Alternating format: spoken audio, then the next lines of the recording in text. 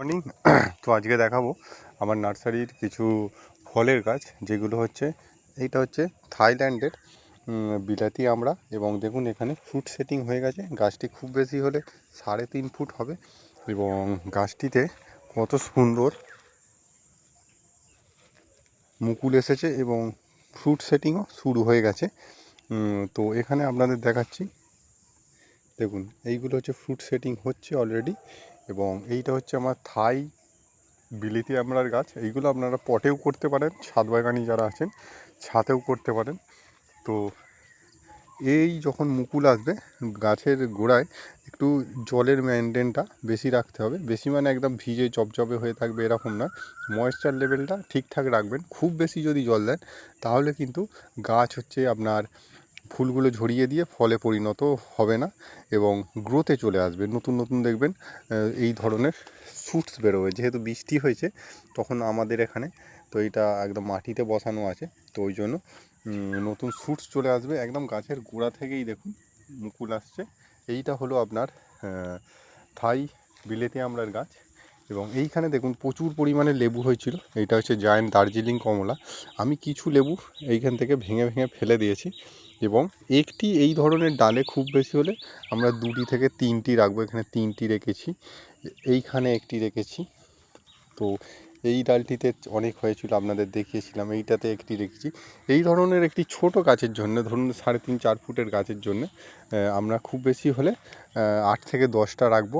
এবং এইখানে আমার আরেকটি আছে কার্মোনা, যেগুলো আমরা টপিয়ারি করছি বা বনসাইও করতে পারি পরবর্তীকালে। সেই হিসেবে গাছটিকে শেপ দেওয়া হচ্ছে এবং এরও চারা আমরা রেডি করছি।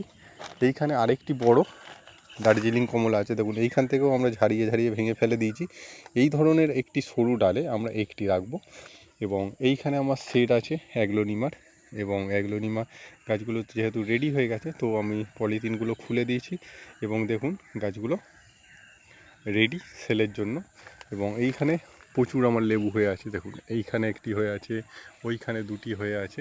তো এই ধরনের বড় গাছের জন্য আমরা 20-25টার মতো রাখতে পারি, কিন্তু ওর বেশি রাখলে হবে না। যে অনেক ফল ধরেছে বলে আমরা রেখে দেবো, তাহলে কিন্তু সেই ফলগুলো ডেভেলপমেন্ট হবে না।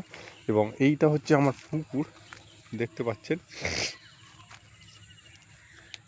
এবং এই পুকুরের পাড় দিয়ে 50টার মতো লেবু গাছ বসানো আছে। লেবুর ফলনও ভালো হয়েছে। এইগুলো হচ্ছে কাকচি লেবু, সেন্টেড এবং খুব সুন্দর এবং বাজারে সবচেয়ে বেশি ডিমান্ড। তো এই লেবুগুলো আমরা 3 টাকা, 4 টাকা, 5 টাকা সিজন অনুযায়ী পাইকারি সেল করে থাকি। এবং এইটা হচ্ছে আমার একটু এক্সট্রা অর্ডিনারি, আমার বনসাই পছন্দ। সবাই যেটা করছে ওটা আমার ভালো লাগে না। তো এইটা হচ্ছে আমার শিমুল গাছের বনসাই হচ্ছে। দেখুন এইটা মিনিমাম আপনার 16, 17, 18 বছরের গাছ, কি আর একটু বেশি হবে। এবং গাছটা একদম আলাদাভাবে ডেভেলপ করছি, যেরকম ধরনের আরও গাছে নেই।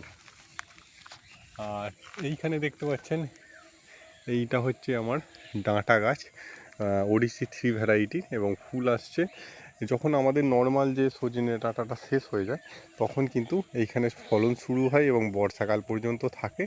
এখানে অনেক গাছ ছিল, অল্প আছে। আর আমাদের এদিকে একটু ঝড়টা বেশি হয়, যেহেতু আমরা দক্ষিণ 24 পরগনা এবং কলকাতা লাগোয়া এরিয়া, বজবজে আমরা থাকি। তো এই দিকটা একটু ঝড়ের প্রকোপটা বেশি, ওই জন্য অনেক গাছ নষ্ট হয়ে গেছে। তো সজনা গাছ আমাদের এখানে কমার্শিয়ালিভাবে করা যাবে না। আমি কমার্শিয়ালিভাবে করেছিলাম, কিন্তু লাভ হয়েছে, কিন্তু এখানে গাছকে বেশি দিন স্টেবেলে রাখা যাবে না। এখানে অ্যাডিনিয়াম দেখুন, এইগুলো আমার শখে করা এবং কত সুন্দর ফুল আসছে। এবং আরও কিছু অ্যাডিনিয়াম দেখাবো, যেগুলো আমি আগের বছরে গ্রাফটিং করেছিলাম। এবং কত, এইগুলো সব রোজি ভ্যারাইটি। এবং ফুল দেখুন কত সুন্দর ফুল এসেছে প্রত্যেকটাতে। এবং আলাদাও কিছু ভ্যারাইটি আছে, সেইগুলো ফুল আসতে বাকি আছে। এইগুলো সব কিন্তু গ্রাফটেড ভ্যারাইটি। তো আজকের মতো এখানে শেষ করছি, নমস্কার।